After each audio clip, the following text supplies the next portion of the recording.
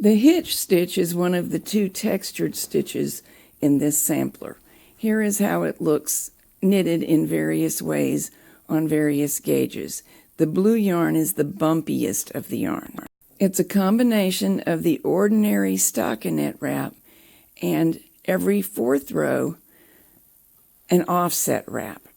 Here I'm beginning the first of the 3 ordinary stockinette rows, and on the end peg, one on each end, there will be multiple wraps from what happens in the offset rows.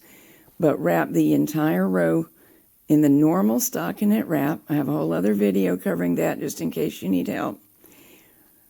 And see, there are 3 wraps on the right hand rear end peg doing this. We'll knit off the stockinette rows completely normally. On the second and third of the stockinette rows, you won't have any extra wraps to contend with. But the very first one of them, knit off all 3 at once. At once means all in this stage. It's sometimes difficult to lift them all at once, so it's fine to do what you see me doing. Lift them off 1, 2, 3, but make sure they get all knitted off on this row. When 3 stockinette rows are completed, we knit an offset row. Finishing up the last of the knitting of the stockinette row and preparing for the offset row. Starts on the same peg as normal, but we want to reach the 4th peg over before we begin our wrap pattern. So we work our way over to that pattern by repeatedly wrapping the front end peg, which will hold extra wraps.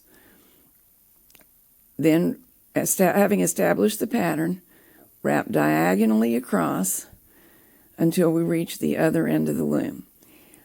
Obviously, this is going to finish the wrap in one pass across, and the yarn will end up on the right end of the loom where we've been starting on the left end. So we'll take care of that in a minute. When we get to the right end, we still need to wrap the empty pegs so the right rear peg gets extra wraps on it. Hooking over is done just as usual. Remember that although there are multiple wraps on 2 end pegs, one on the right and one on the left, all of those wraps occurred this row. So only one loop is lifted from the very bottom over all of those.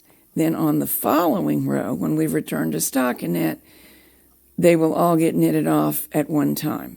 Yes, this does make the edge of this fabric have extra wraps on it, and it has a noticeable thick spot. We will consider that a design feature. Here come the 3 at once that need to stay there while we knit over the very bottom wrap.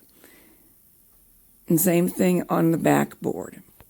The working yarn is now at the right end of the loom, and since we generally like to wrap stockinette beginning on the left side, just turn it around, no problem. Hitch stitch is a little bit firmer than stockinette, so it makes good ends for scarves and edges for blankets. Because of its every 4th row arrangement, this stitch always takes a multiple of 4 plus 3 rows. For example, if I repeated it 5 times, that would be 20 rows, and then I need 3 rows to finish up with stockinette.